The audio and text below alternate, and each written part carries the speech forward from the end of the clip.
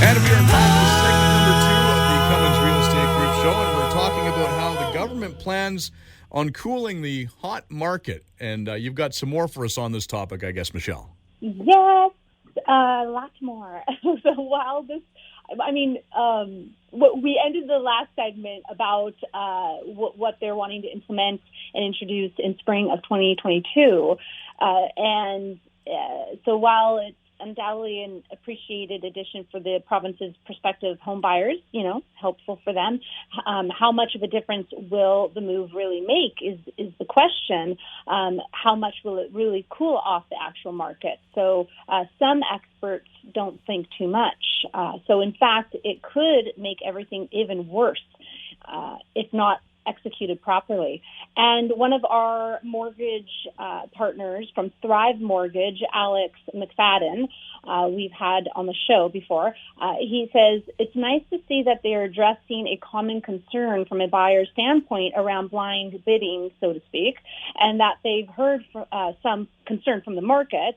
However, he thinks they've taken the wrong approach to do this, and he says, I think they released the information prematurely without listening to industry knowledge.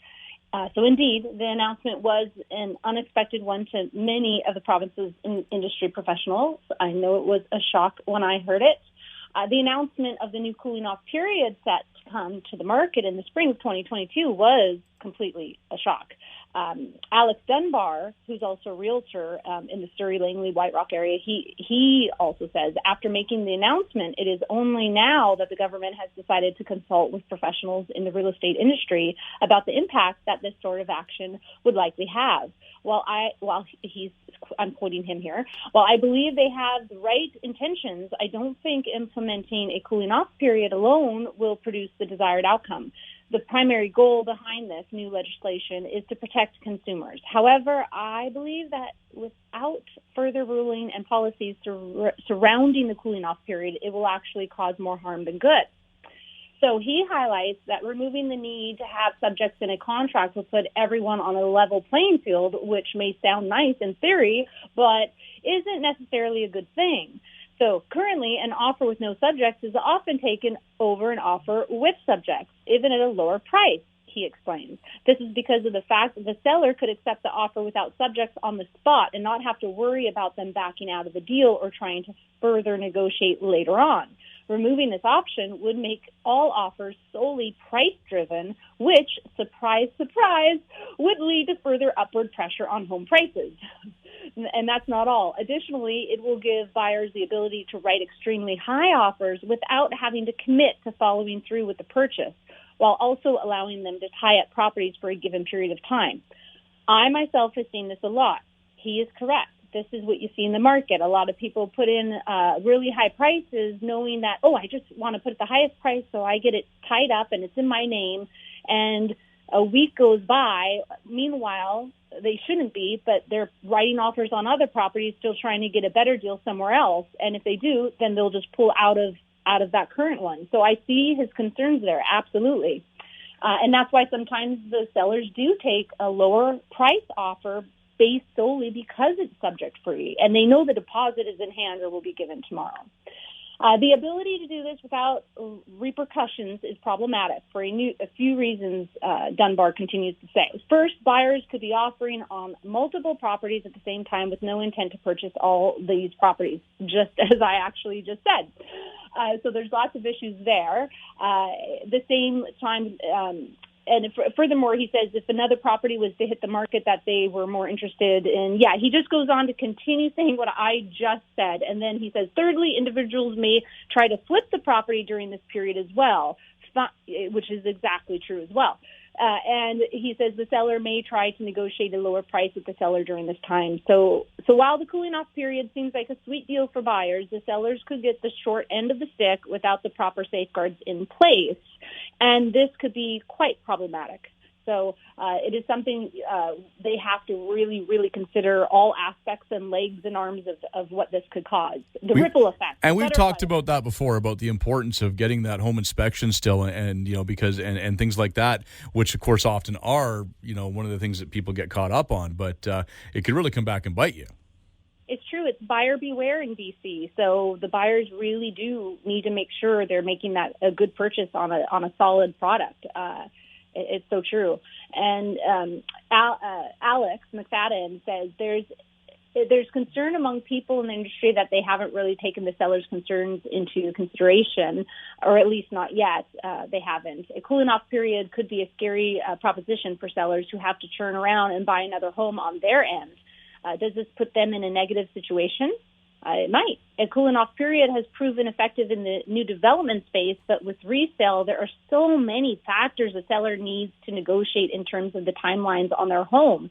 And it's not the seller's fault that it's the seller's market, nor is it a buyer's fault if it's a buyer's market. Like, it's just the market. So it's just the way it is. So both McFadden and Dunbar point to ways in which a cooling off period could potentially work. And they go on to say, this is Alex, the only real solution is that buyers need to have something on the line. Buyers should definitely have adequate time to prove they can get financing, but there should also be a mandatory minimum deposit required. And Dunbar says that buyers who back out of accepted offers without acceptable reasoning should be penalized. Buyers should only be able to back out of deals due to major structural issues and the home determined to be a licensed home inspection or failure to attend financing, of course.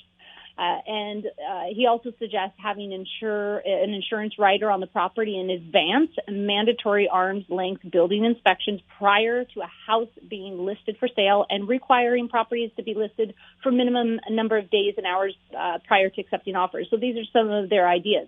At the end of the day, however, the reality is that adding a cooling off period to the equation likely won't do anything to reduce the province's sky-high home prices or unwavering lack of supply.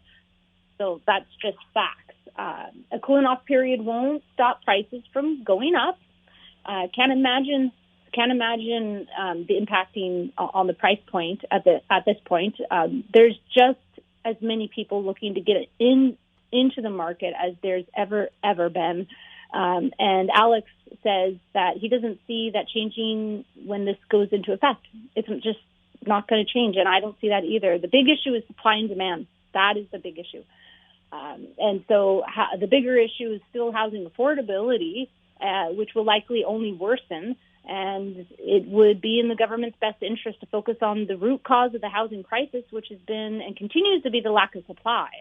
If they were to put their time, energy, and money into finding ways to improve and speed up the process of changing zoning and improving permits for builders, then this would have a far more substantial impact on the issues of the BC real estate market that we're facing right now as far as unaffordability and prices skyrocketing. It's all about supply and demand. That's the biggest thing. And it is so true that municipalities are taking forever and ever longer than ever before approving approving permits. And actually there's news on the Hill that they've stopped allowing building permits on Sasquatch Mountain. That's Hemlock Resort, which I just listed a property yesterday afternoon. It just hit the MLS, an amazing log cabin in a fourplex up on the mountain. And they actually stopped. They're not allowing any more building permits to be approved right now on the mountain. And so that's like, why? We need more building. We need more building everywhere. You can live all year round on the mountain. So this is an issue. And so it's something that hopefully the government will really take on the advice of people in the industry and the people who know. So McFadden goes on and says that he thinks the government should be looking at other considerations. And he says people who are having trouble purchasing are generally first-time home buyers without co-signers or large amounts of equity or cash available. He's a mortgage broker. He is an established one. He knows this. So why don't they reevaluate things like the CMHC amortization guidelines being 25 to 30 years? And he says, why don't they raise the floor from $1 million to $1.5 million? Because price points have changed so much. Why don't they reduce the land transfer tax? That's huge. That's the biggest expense when you're purchasing. These things will help buyers get into the market. And he thinks the only positive to the cooling off period is to protect the buyer who isn't well advised. So what do you think about all that? It makes sense. I can see what they're trying to do in principle, but will it work? I don't know. Yeah, and you know what? RBC, they just announced also that they see that the Bank of Canada will most likely hike their rates come the spring market.